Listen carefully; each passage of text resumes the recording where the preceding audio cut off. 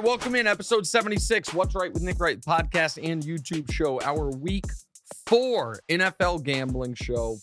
And listen, here's how this works. We give you 5 picks a week. We give you 1 lock. We might give you some exotics. Damonza makes me an offer. We'll more on that stuff later in the show because I actually lost the offer bet to you. So I owe you $50. We discussed on Thursday's pod. There's a lot here. We break the games down into 4 categories. My picks, stayaways, be carefuls, and perfectly priced. Now, the reason you would listen to me on this is theoretically if I'm making you money. I'm giving out good picks. We can show you my record thus far. It's not great. We've been 2-3 every godforsaken week. We give you 1 lock a week in those 5. We've missed 2 in a row. But that's where the real frustration comes. Because 2 weeks ago, our lock was Baltimore minus 3.5 against Miami. And they were up 21 points in the 4th quarter, and they blew it. You can start the clock, guys, if you want. They blew it. And last week, our lock was San Francisco minus 1.5. And that was as painful of a gambling loss for you and for me as I've ever had. Even when Denver took the lead, the bet was still very live. If Jimmy G doesn't throw that last pick, kick a field goal, win by 2. So the reason while I'm sick to my stomach about it, the reason I haven't questioned the process is this. Because we have told you to be, and the teaser we gave out last week was, it was Philly, which covered, Houston, which covered, and the Chiefs, who blew it, which is why teasers are tough. But here's the thing. If you've been listening to us on this, you've had 3 weeks of NFL gambling, you are down just 3 units plus the VIG. 6 wins, 9 losses. We should be 8-7 and 3-0 on the locks. Our 2 locks have been our 2 worst beats of the year. We also got screwed in the Jacksonville game in week 1 and Carolina game in week 1. And we've only really gotten lucky once, and that was the Arizona Vegas game. But the process is sound. We haven't had any true disasters. We just need 1 outstanding week. 5-0 might be too much. 4-1 would be great to be back on track and to really, after the first month of the season, like teams in the NFL, 2-2 after 1 month, we can deal with. If we're around 500 after a month, we can deal with it. So, we are giving out 5 picks this week. They are as follows, and we will explain them as follows. The first one is you got to wake up early to see this game. Minnesota, minus 2.5 against New Orleans in London. Damonza, if you remember, when you and I were guessing the lines on Sunday, and you told me, I guessed this line, and I think I said, because you said to me, Minnesota at New Orleans. And I said, probably Minnesota by about 3. You said, yeah, 2.5. And then we realized the game was in London. I don't understand how Minnesota is less than a field goal favorite on a neutral site against a New Orleans team. That sucks. That stinks. Jameis Winston, as of today, is yet to practice this week. We'll see. We don't have the latest injury report for Thursday, but didn't practice on Wednesday. Dennis Allen consistently has shown throughout his career he's not an NFL head coach. The skill position guys for the Saints are banged up. Minnesota, on the other hand, we know Kirk Cousins stinks at night. Well, now he gets to play at 6 in the morning. Well, it's not really 6 in the morning, but it's in London. We understand. I think Minnesota's a good team. I have no evidence whatsoever that New Orleans is a good team. New Orleans beat Atlanta by the skin of their teeth in week 1, needed a 16-point 4th quarter comeback. They then got bullied by Tampa and lost, I would say, convincingly to Carolina, a game that at one point was 22-7 against Carolina, which is not proven to be good. Yeah. I think Minnesota is a good team. I think New Orleans is not a good team. I'm laying less than a field goal. I really like this game. Minnesota, minus 2.5 against New Orleans in London. That's pick one. I almost made it our lock of the week. I didn't quite do that, to be totally honest, because this isn't really sound logically, but it's the 9 a.m. start time or whatever it is. I don't want to risk losing my lock before the NFL actually gets going. I would just put such a damper on my day. I don't want to risk it. All right, now, we are yet to include a Chiefs game in any of our picks. However, if you remember our analysis so far, in discussing the Chiefs games, we said in week 1, we expect the Chiefs to be winning by double digits, but we didn't want to lay, I think it was 6 against Arizona, because they won't quit. They could backdoor cover. They didn't quit. They did score a bunch late. The Chiefs were just up by like 30, though. So the analysis was sound there. Week 2, we said Kansas City -3 we liked. Kansas City -3.5 or 4 against the Chargers we wanted to stay away from. The Chiefs won by 3.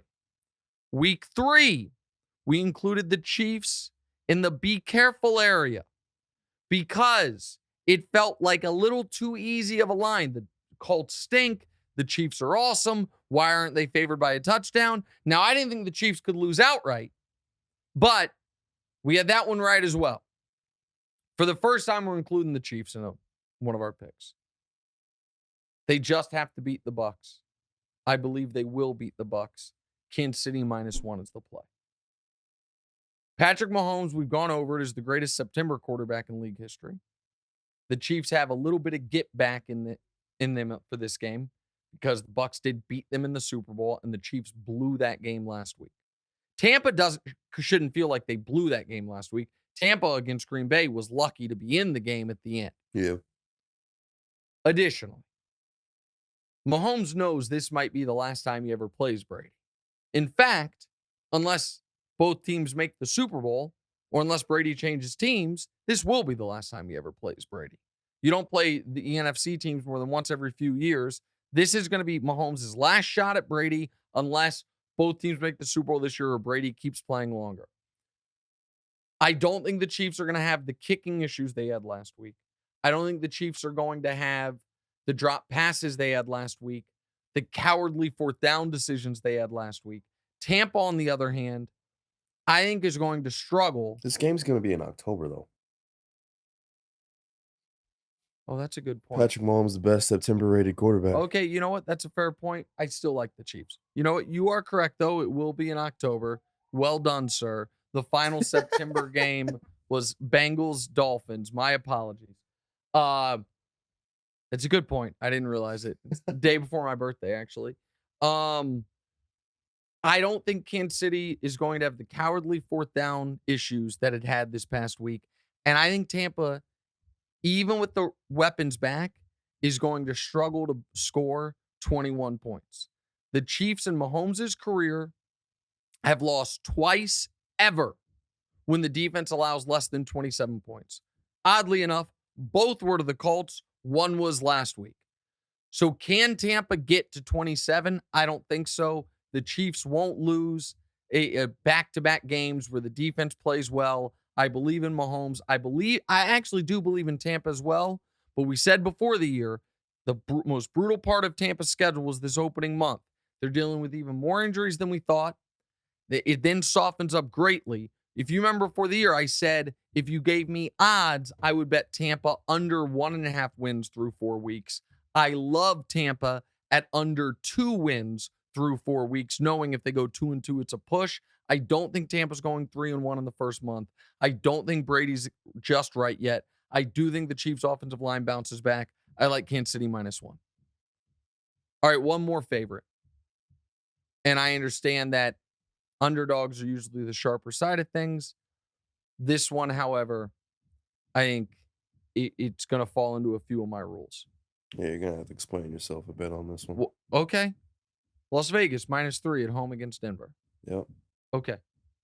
So there's any game that Russ was due, Uh-huh. it's this one against the Raiders. Why? I mean, the Raiders are 0-3. They're just not good. And then Russell Wilson, I feel like given his history and with that one drive that he was himself, I think that we're going to see a lot more of that in the Raiders game. Okay, here's what I think. I don't think the Raiders are going to be 4-13. Okay. And they got to start winning games at some point. Okay. They're at home. They're desperate. Denver, meanwhile, maybe feeling a little better about itself than it should, being 2-1 when they're not playing up to that level. Additionally, I said, until proven otherwise, Nathaniel Hackett is a must fade against a good coach. Now, I don't know that Josh McDaniels is a good coach, and I wouldn't love Denver at -3.5. And in fact, I think right now you can get them in some spots at -2.5. If I wanted to try to juice my numbers a bit, I would have the producers have changed it, but we use the Fox bet lines at the moment the Super Contest locks, our lines lock, so we got locked in at 3. I think the Raiders win this game. The Denver offense has been absolutely brutal. I think Devontae Adams has a bounce-back game after a couple quiet weeks, and I think the Raiders get to 1-3. What's up? If the Raiders don't bounce back this week, what's the narrative moving forward? About the Raiders? Or yes, about the Raiders. That Denver. McDaniels is the wrong guy. Okay. I mean, Derek Carr will catch some of it, but they were a playoff team last year. A playoff team. But think about that. Henry Ruggs had the tragedy. Gruden had the horrifying emails. They had they got a bunch of stuff last year, and they made the playoffs. Then they add Devontae Adams. They start 0-4. Disaster. Additionally, the Raiders' biggest weakness for years has been they can't create a pass rush. Well, luckily, Russell Wilson creates one of his own by the way he handles himself in the pocket. He hurts his offensive line. I think the general public is going to love the Broncos on the money line and the Broncos plus the points.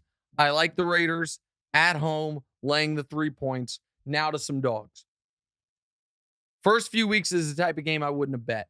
And I'd say it's a stay away because, you know why? I just don't want to watch it. That's no way to make money. The Bears play the Giants. You bet on Chicago every week. No, I don't. This is the first time I'm betting on Chicago. First time? I've bet against them. I bet against them in week 1. It's always in your picks. Chicago has been involved. That's fair. Because week 1, let me see who they've played each week, and I'll explain it. So week 1, they were playing the Niners in the monsoon, and that one, I went with the Niners. Week 2, my lock, I had Green Bay, and I went against them. So I've gone against Chicago every week, actually. Okay. It's not that and then betting. Week 3, I had Houston plus 2.5 in a game that was stolen from me. Absolute theft that one didn't cover. Chicago wins on a field goal at the gun after a terrible Davis Mills interception. This week, I'm going with the Bears. The Bears plus 3 against the Giants. Here's why. I know the Bears can run the ball. I know the Bears are not going to ask Justin Fields to throw the football because they're 2-1 with him throwing 23 passes. The Giants are on a short week. The Giants just lost Sterling Shepard, unfortunately for the season. Kenny Galladay's been a disaster. The Bears are just going to say, we're going to stop Saquon. Add to that, it's been 2 weeks since Daniel Jones fumbled. He's got one coming. That much you can guarantee. That's me revving, if you hear that background noise, this is me revving my engine to bet this game. This is just a vintage grab the points game. I'm getting Chicago. I'm getting a full field goal. They absolutely could win the game outright. Whoever wins this game, by the way, is going to be the most fraudulent 3-1 in recent memory. I mean, these are 2-1 teams that are just awful. Yeah. But I'm getting the points. I don't think I think the Giants fans are a little heartbroken from last week. I think the MetLife is not going to exactly be rocking for them. I like fading Daniel Jones. I don't know that Daniel Jones deserves to be a full field goal favorite over just about anybody.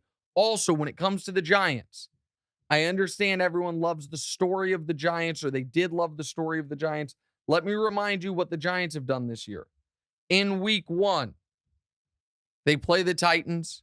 It takes a last-minute drive plus a 2-point conversion plus Randy Bullock missing a 45-yard field goal for them to win. Week 2, They beat Carolina at home on a 56-yard field goal is the deciding play. That is despite the fact that they won the turnover battle 2-0. They beat Carolina 19-16. And week 3, they got beat by Cooper Rush in Dallas. So they're 2-1, yet they've been outscored on the season.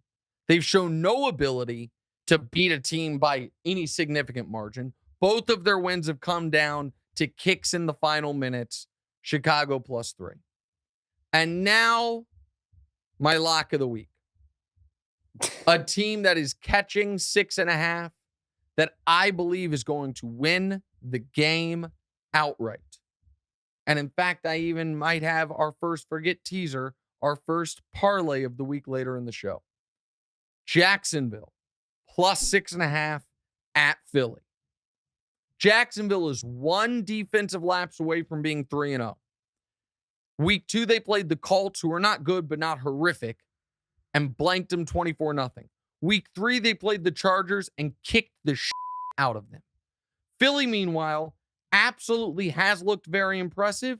However, they've only played one team I truly believe in, and that team was Minnesota, and it was on Monday night, which is Kirk Cousins' kryptonite. Week 1, Philly played Detroit. Week 3, Philly played Washington. Philly also the last 2 weeks has done something odd. Jumped out to huge leads and then done nothing. 24-7 was the halftime score against Minnesota. The final score, 24-7.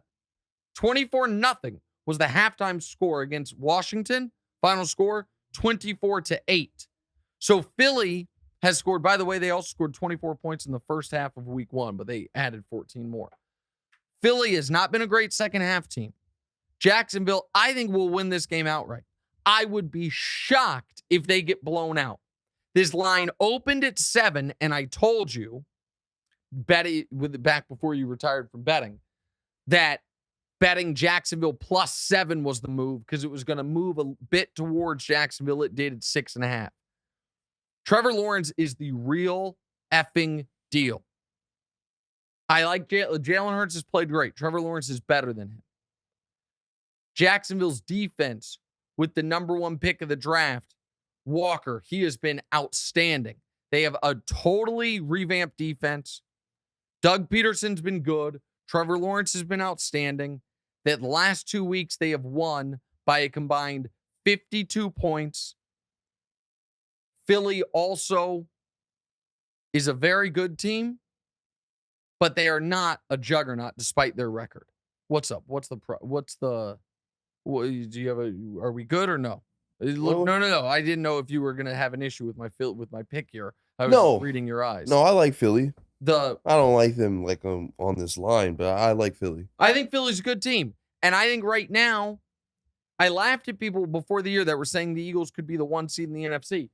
I was wrong. I think they will be the 1 seed in the NFC. Here's the other reason why I like Jacksonville here. Whether Philly will admit it or not, they know they don't need this game. Listen to what Philly has the rest of the way. I'll read you all their games. At Arizona, okay, a little tough. Home for Dallas. Home for Pittsburgh. At Houston. Home for Washington.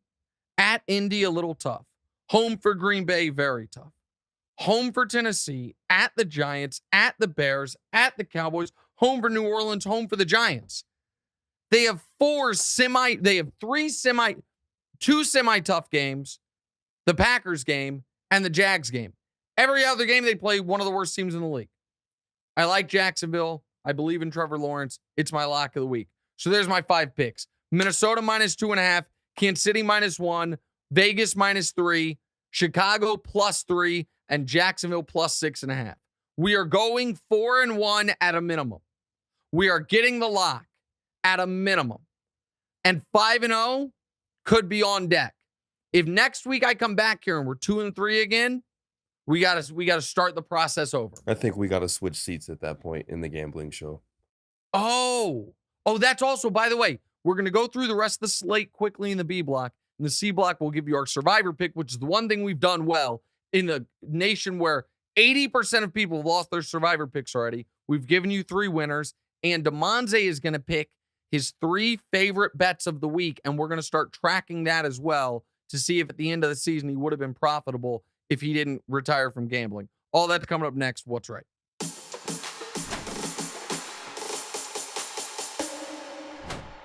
All right, welcome back in. What's right, Nick Wright? Episode number 76, Week 4 NFL Gambling Show. Just gave you our 5 picks. We'll give you the exotics and the survivor pick and everything later in the show. But right now, we're going to go through the other 11 games on the slate and what category they're in. We're going to start with the stayaways. Damonza, what's the first one? New England at Green Bay. Green Bay favored by 9.5. Yeah. This is a stay away for a number of reasons. One is the Patriots are pretending like Mac Jones might play. He's not going to play. Okay. Now, do I believe Green Bay has the ability to just kick the crap out of the Patriots? Of course I do. But I think the Patriots, if Hoyer's the quarterback, the game plan might be ball control, run the ball, punt fest, and I could see a scenario where the Patriots never have a chance to win the game, but are also, it's a 10-point game-ish the whole way. And so it's a stay away because with Hoyer, I think there is a real possibility the Patriots play such a conservative ball control style that it's tough for the Packers to score if you're going to lay 10, you want to believe the team can get to at least 27. And I'm not certain the Patriots' style of play is going to allow that. I love the Packers if you have them left in your survivor contest, this is the week to use them. They're a no doubt winner, but it's a stay away for me. What's the next one? We got Arizona at Carolina with Carolina favored by 1. It's very strange. Why is that strange? Tell me. Just tell me. I could see how a lot of people aren't going to stay away from that. Why? What side do you like on it? Arizona. Arizona's been so bad, man. I get it, but this is to me a stay away because Carolina's offense has looked absolutely abysmal. Baker's not been good. Arizona, it seems like everybody hates each other. I have no feel. I know what Carolina does well. They play good defense. I know what they don't do well. Everything on the offensive side of the ball. Sorry, Baker. Aside from Christian McCaffrey.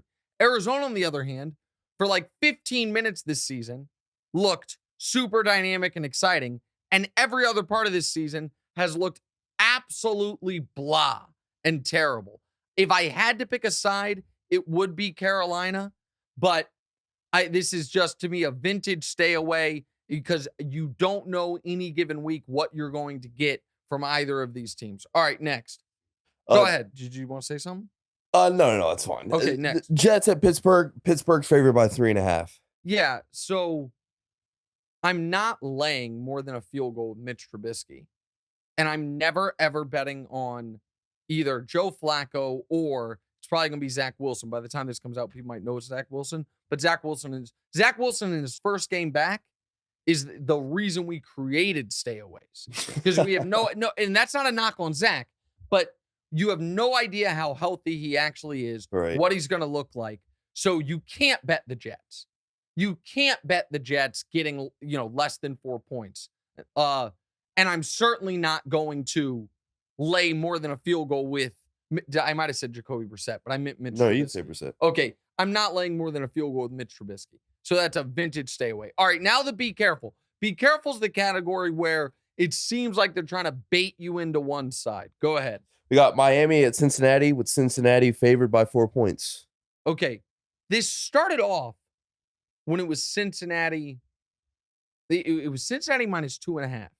And now all the money has moved to Cincinnati on the Cincinnati side, where it's Cincinnati minus 4.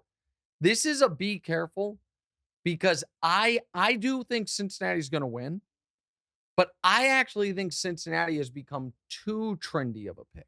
Right. I think everyone wants I know everyone's saying what I think is true, which is I know Miami's 3-0 and Cincinnati's 1-2, but I like Cincinnati in this spot. At 4 points, be careful. At 2.5, where it opened, love Cincinnati. Now you got to lay 4. That with such a critical number to be crossing over that 3. Dolphins are those boys, man. Well, and you love the Dolphins in this spot. I think they're going to be one of your picks. And by the way, we're talking about this now. Everyone will have known at this point what has happened. but we can still include it because we're doing it before the game. 4 is too much, and I can't go with Miami because I think Cincinnati's going to win outright. So if I take Miami plus the points, like if you take an underdog that's less than a touchdown, you want to believe they can win the game outright. I don't think they will.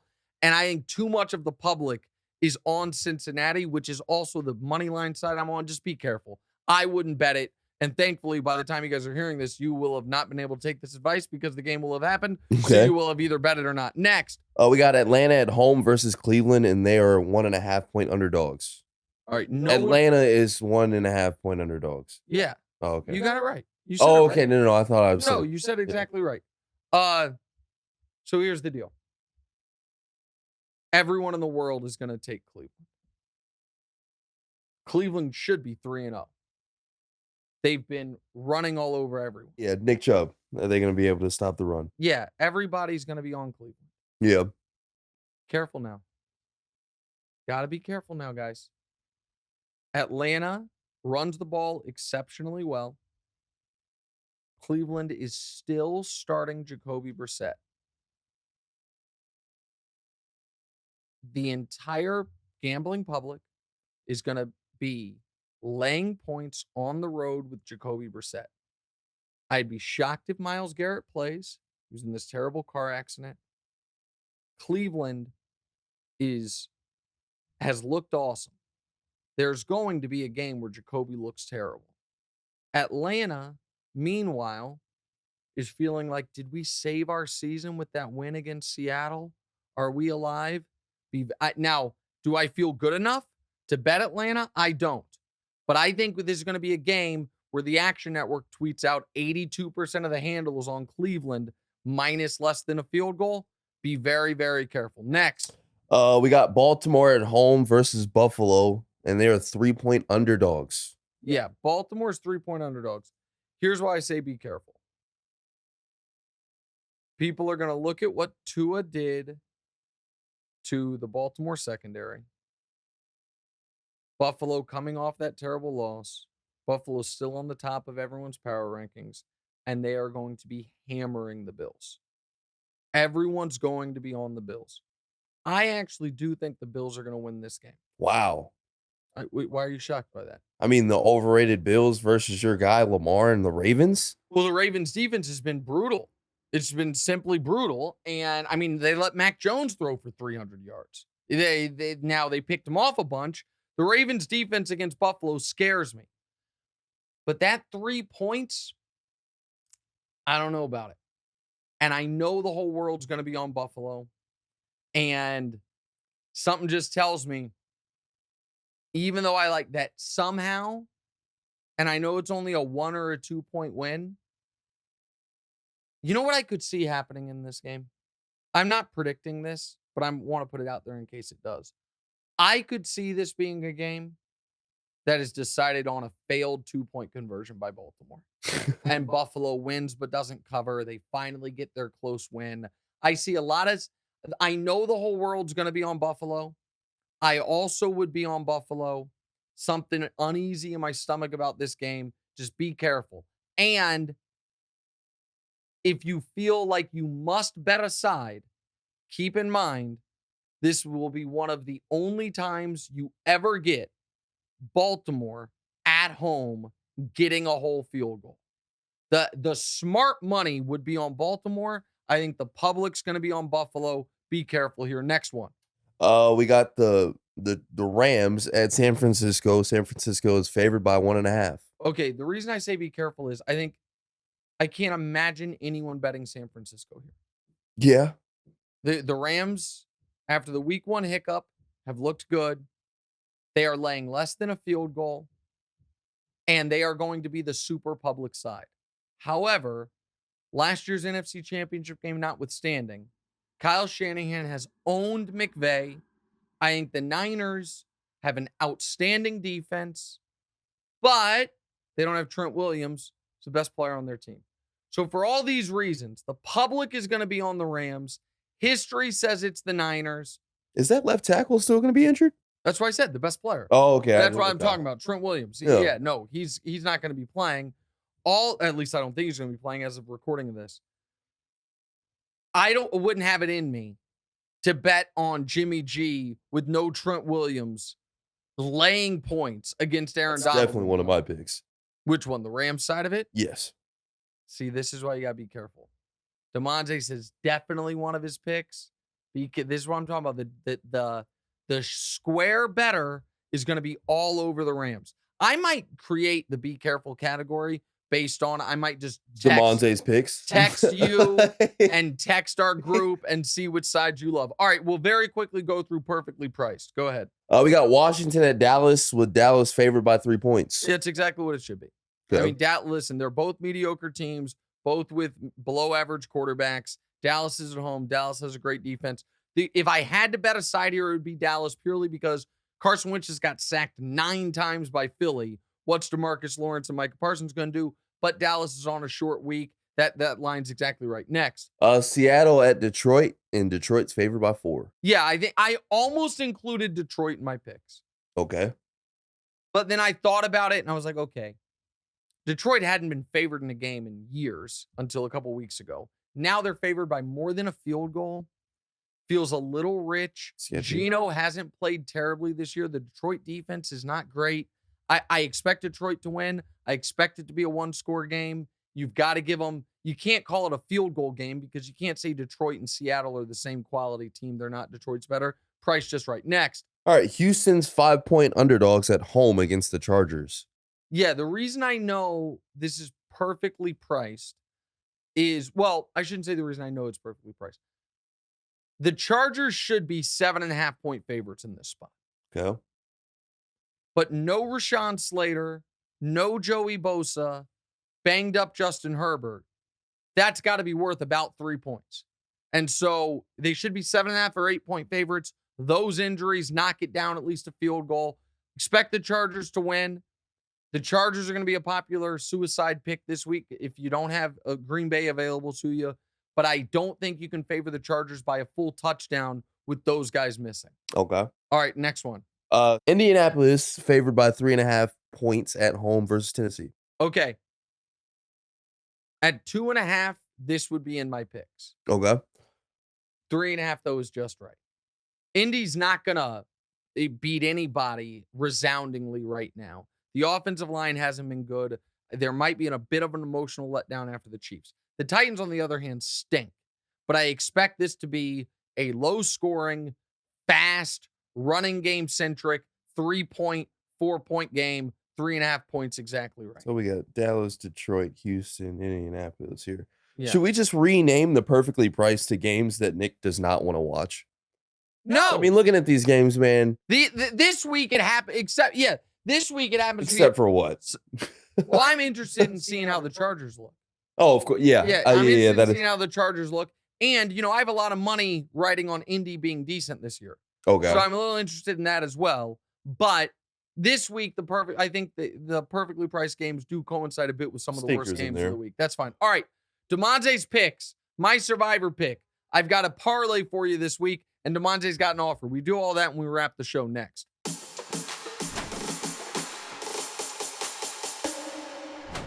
Welcome back in. What's Right, Nick Wright. Final segment, episode 76, week 4 gambling show.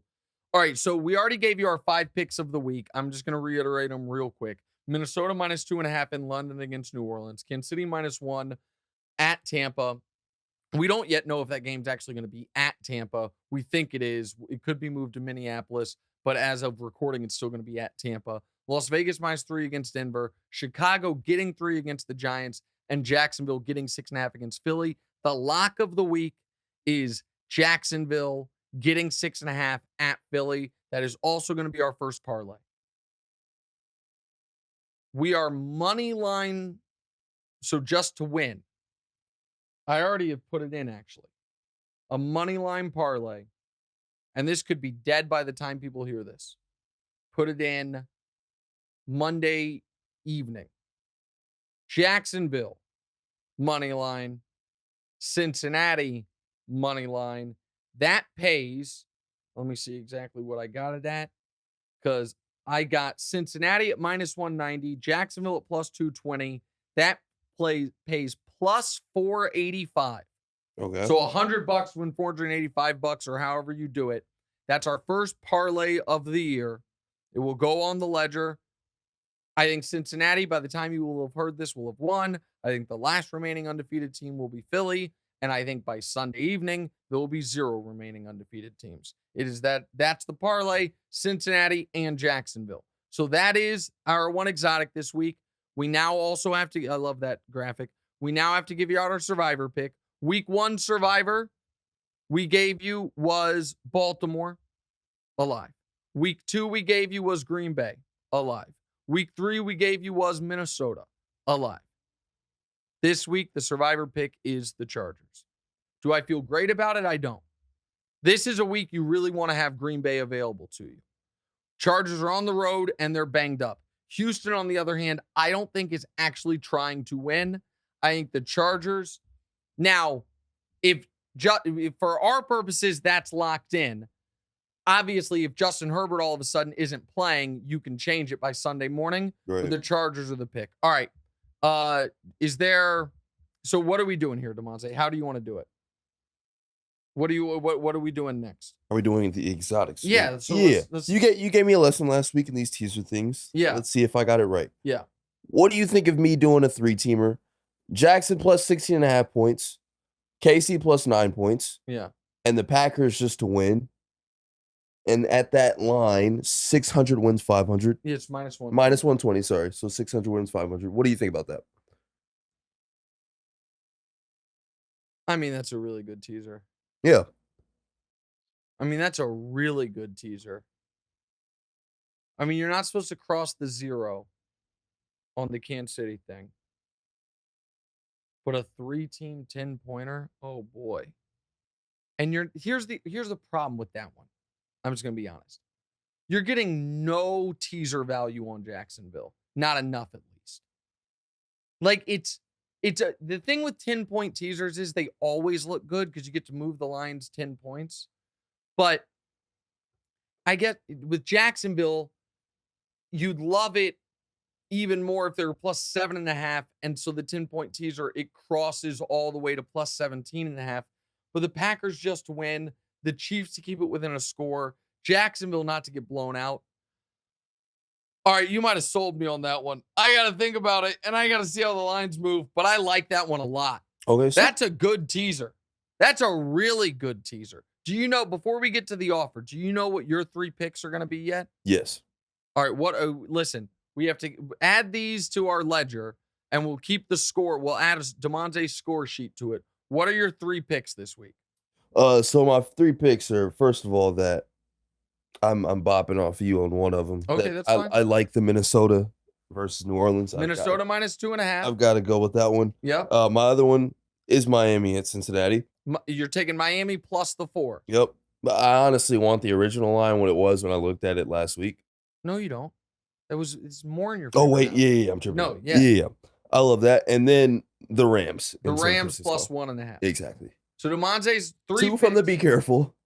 2 of them are the exact side I said people that the square better's going to want to bet. I'm there with him. And 1 is my pick. Yep. Okay. All right. The way this is going to work is these are all, since Damonza is retired from NFL betting, these are all $100 wagers. I am going to keep them in a ledger. And if Damonza is profitable at the end of the year, I'm going to pay out what the profit would have been. So you're getting a total gambling free roll to learn that you would not be profitable.